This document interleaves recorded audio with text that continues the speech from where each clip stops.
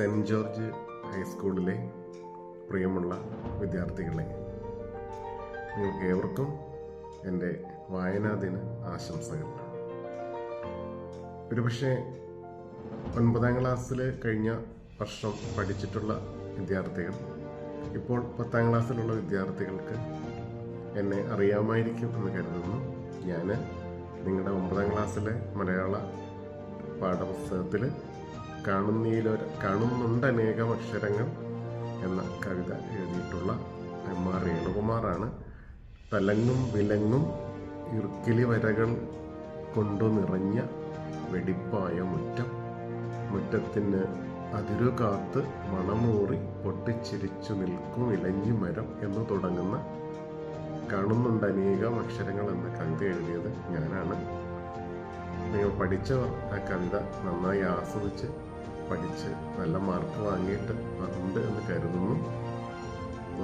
അതേപോലെ തന്നെ 9ാം ക്ലാസ്സിൽ ഈ കവിത ഇനി പഠിക്കാൻ പോകുന്ന 9ാം ക്ലാസ്സിലെ വിദ്യാർത്ഥികൾ, അതുപോലെ തന്നെ 8ലെയും 7ലെയും ഒക്കെ വിദ്യാർത്ഥികൾ വരും വർഷങ്ങളിൽ നിങ്ങൾ പഠിക്കാൻ പോകുന്ന ആ കവിത നല്ല രീതിയിൽ പഠിച്ച് നല്ല മാർക്കൊക്കെ വാങ്ങിക്കണം. ആ കവിതയോടൊപ്പം എല്ലാ കവിതകളും പഠിക്കാനുള്ള കഥകളും മറ്റ് ലേഖനങ്ങളും എല്ലാം, കാരണം മലയാള ഭാഷ ഉൾപ്പെടെ ഇംഗ്ലീഷ് ഭാഷ ഉൾപ്പെടെ എല്ലാ വിഷയങ്ങളും നന്നായി പഠിച്ച് നല്ല മാർക്ക് വാങ്ങിച്ച് ജീവിതത്തിൽ നല്ല നല്ല സ്ഥാനമാനങ്ങൾ നിങ്ങൾക്കുണ്ടാവട്ടെ എന്ന് ആശംസിക്കുകയാണ്.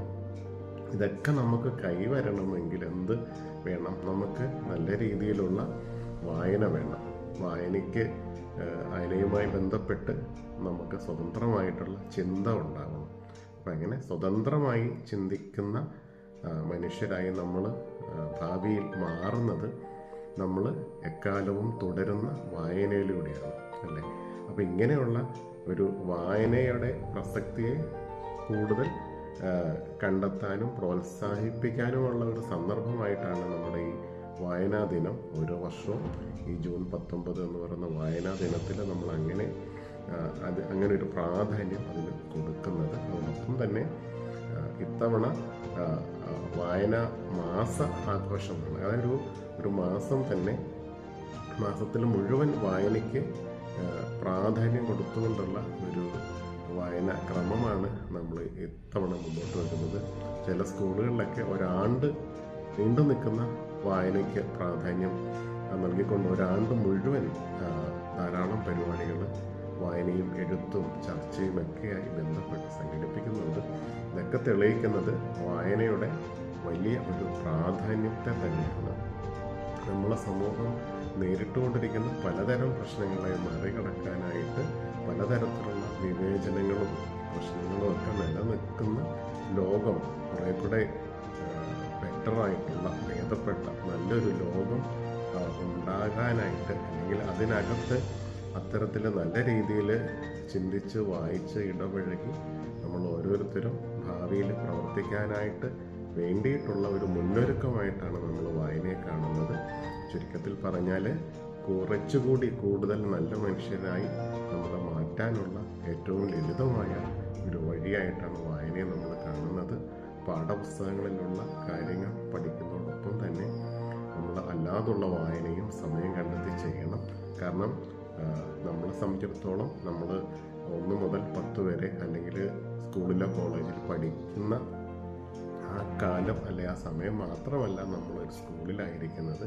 നമ്മുടെ ജീവിതകാലം മുഴുവൻ നമ്മൾ പ്രകൃതിയുടെ ഒരു സ്കൂളിൽ ആണെന്നാണ് എനിക്ക് തോന്നിയിട്ടുള്ളത്. എല്ലാ ദിവസവും നമ്മൾ എന്തെങ്കിലും പഠിച്ചുകൊണ്ടിരിക്കുന്നു, വായിച്ചുകൊണ്ടും മാത്രമല്ല നിരീക്ഷിച്ചുകൊണ്ടും മറ്റുള്ളവരെ കേട്ടുകൊണ്ടും മറ്റുള്ളവരുമായിട്ടുള്ള സമ്പർക്കത്തിലൂടെയും സംഭാഷണത്തിലൂടെയും ഒക്കെ നമ്മൾ ഓരോരോ കാര്യങ്ങൾ പഠിക്കുകയാണ്. ഓരോന്ന് പഠിക്കും തോറും നമ്മൾ പുതിയ മനുഷ്യർ, നല്ല മനുഷ്യർ, കൂടുതൽ സാഹോദര്യവും സമത്വബോധവും തുല്യതാബോധവും ജെൻഡർ ജസ്റ്റിസും ജനാധിപത്യ ബോധവും ഒക്കെ ഉള്ള മനുഷ്യരായി മാറുകയാണ് ചെയ്യുന്നത്. ഇതിനുള്ള ഏറ്റവും ലളിതവും പ്രാഥമികമായിട്ടുള്ളൊരു വഴിയായിട്ടാണ് ഈ വായനയെ നമ്മൾ കാണുന്നത്. വായനയ്ക്ക് എത്രത്തോളം പ്രാധാന്യമുണ്ട് എന്നാണ് ഞാൻ സൂചിപ്പിച്ചു വന്നത്. അപ്പം അതിൻ്റെ പ്രാധാന്യത്തെ വളരെ കൃത്യമായി ഒരു വായനാ ദിനാചരണത്തിലൂടെയും മാസാചരണത്തിലൂടെയും വാരാചരണത്തിലൂടെയും ഒക്കെ കൂടുതൽ പ്രാധാന്യം നൽകിക്കൊണ്ട് തിരിച്ചറിയുന്ന ഈ അവസരത്തിൽ ഈ സെൻറ്റ് ജോർജ് ഹൈസ്കൂളിലെ കുട്ടികൾ, സെൻറ്റ് ജോർജ് ഹൈസ്കൂളിലെ എല്ലാ വിദ്യാർത്ഥികൾക്കും ഞാൻ വായന ദിനാശംസകൾ നേരുകയാണ്. എല്ലാവർക്കും സ്നേഹം, നമസ്കാരം.